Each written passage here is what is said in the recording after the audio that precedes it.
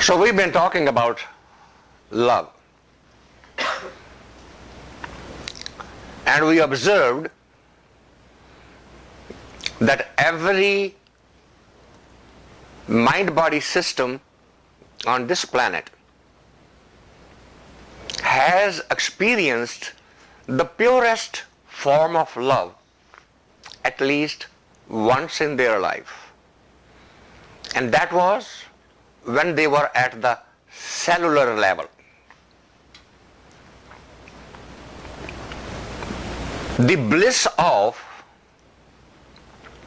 losing yourself completely into the other, or inviting the other into yourself in totality, that bliss has never been experienced again. Hence, there is an urge in every human to experience that bliss once again. That's why there's so much yearning, and we are constantly thrown back. Everywhere we think we have found, and that is it, this is love. Soon enough we discover, no, it wasn't. Why? Because it never reaches that level. It never experiences that bliss. Bliss that comes from losing yourself completely into the other.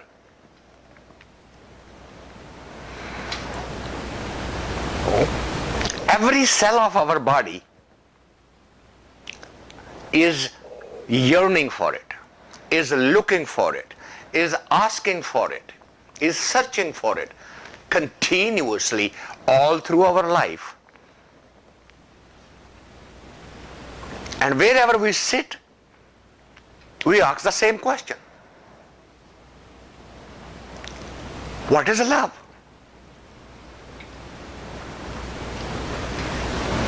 And everybody then starts defining the love according to their own bias. They start defining the love through their intellect, through their memory. When you say, I was in love in once, that is a false statement. Because if you were ever in love, you will never fall out of love. Love would not disappear, because love is divine. God is love, and love is God is a perfectly true statement.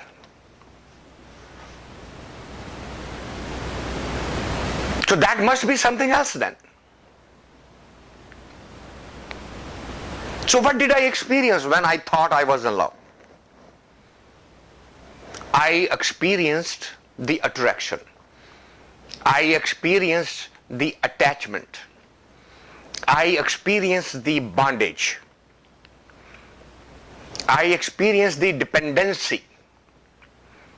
But I did not experience the love. The true love can only exist when it is not subject to any kind of change. Time and space does not affect love. Age does not. Economics does not. Social, political, religious, psychological, intellectual, all of these aspects of life cannot ever affect love. So we said love can exist in its truest form if we just change our perspective and look at how our ultimate creator loves us. Now, when we start looking at it from that direction, how does the Creator love the creation? Does it ask for anything in return? When we misbehave, let down, does He stop loving? Does His love ever change?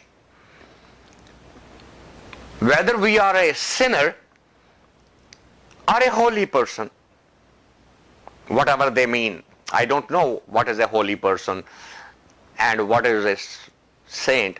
I'll leave it up to you to define that for yourself. But regardless these labels, does His love change for us? The answer is obviously no. So if we want to experience true love, then we have to start developing the characteristics of that ultimate Creator. That's a requirement. Otherwise, we will never feel that bliss again. So we observed that the starting point to get there is to remember our childhood and start becoming childlike.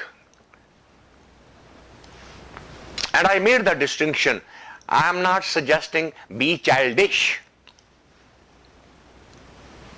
I am saying be childlike. That innocence. So that's the summary of last 2 weeks we've been talking about it. So that begs a question. Well, I am a grown-up person now. Through my life journey, I have collected so much information, so much data, so many experiences. A child doesn't have any one of them.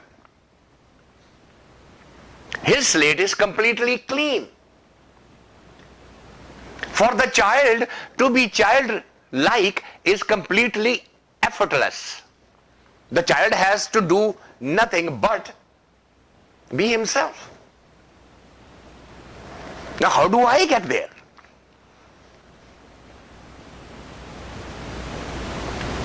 A very, very important question. And tonight we will together explore it.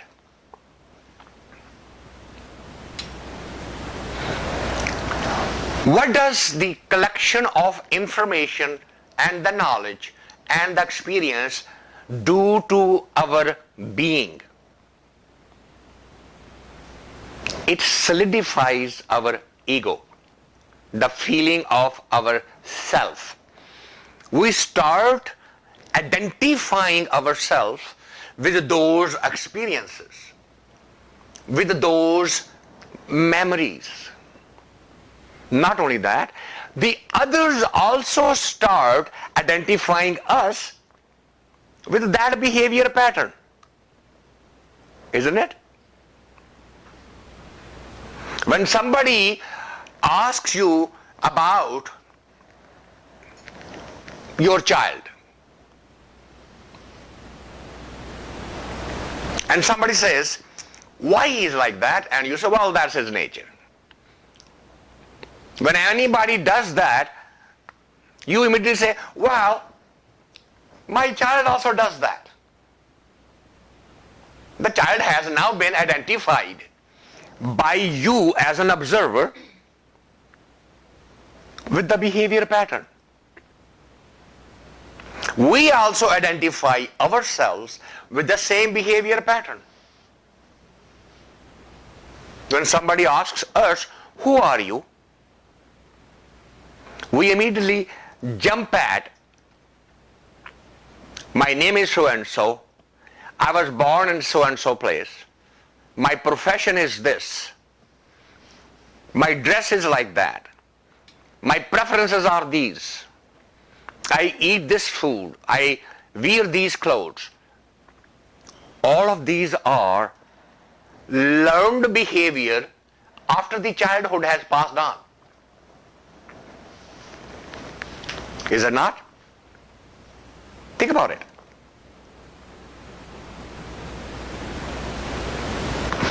The mothers start taking pride in the fact, even though my daughter is only 5 years old, but she now picks her own clothes. Isn't it?